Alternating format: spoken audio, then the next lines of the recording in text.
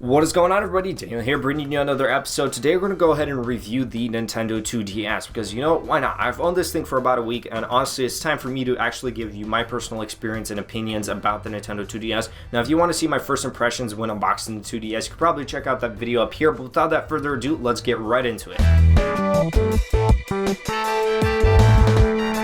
So one of the things that you're going to notice right out of the box when you're playing on the 2DS is the overall premium feel and design of the device. For $70, I don't think anything even comes close to the build quality of the 2DS, and the buttons are very responsive, they click very well, and compared to the 3DS, they're exactly the same. So I know people have said that the Nintendo 3DS has better button clicking than the 2DS, but honestly, that is actually wrong. The 2DS and 3DS pretty much play and feel exactly the same. In fact, the 2DS feels a little bit more premium than a Nintendo 3DS, and it's a hell of a lot cheaper. Another cool feature that I found on the Nintendo 2DS is that you could actually play Nintendo DS games. So say your Nintendo DS broke and you're thinking of buying a new handheld device to play your games with, and you're thinking of upgrading to a Nintendo 2DS, you don't have to worry about not being able to play your DS games because you could totally just pop them into your Nintendo 2DS and they will run and play very well. Now for the games, the 2DS actually plays them really well. Super Mario 3D Land is running at a solid 60 frames per second. No matter what happens in the environment, it's not going to drop a single frame below 60. It's very well optimized, and Nintendo is very well known for doing that. They optimize their games really well, unless you're playing Zelda Breath of the Wild in the Wii U and then you want to switch to the Switch.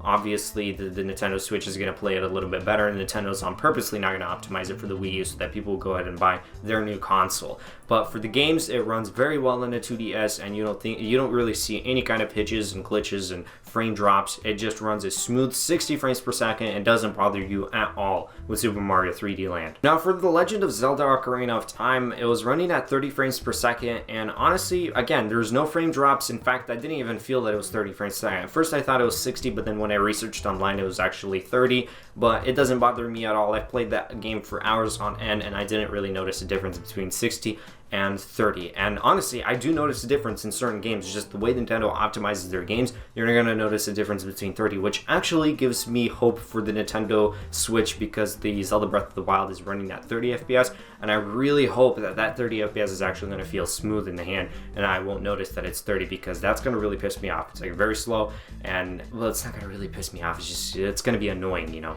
I bought the game for $60 and it can't even run at 60 frames per second. That's kind of what we got with the Xbox One and PlayStation 4. They were running games at 30 FPS on launch. Certain games like Battlefield 4 was running at 60, but even so, dropped in frames.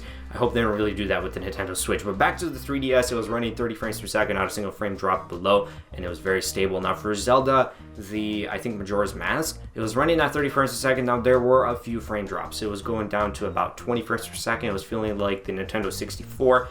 But honestly, it was still 30 frames per second. I had a great experience playing the Ocarina of Time. It was a very solid game, and it looks even better than the Ocarina of Time. I meant Majora's Mask, my bad.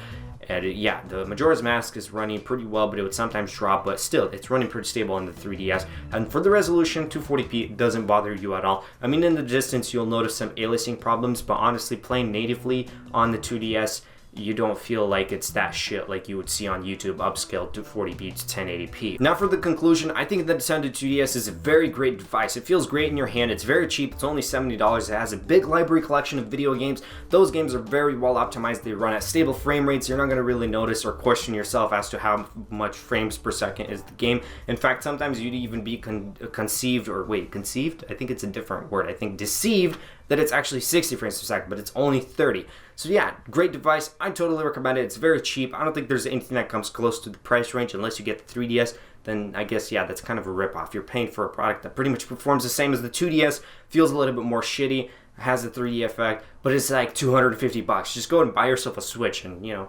don't waste your money on the 3DS. The 2DS is great. Plays 2DS games too. I mean, the Nintendo DS games. So you have your library collection of DS games.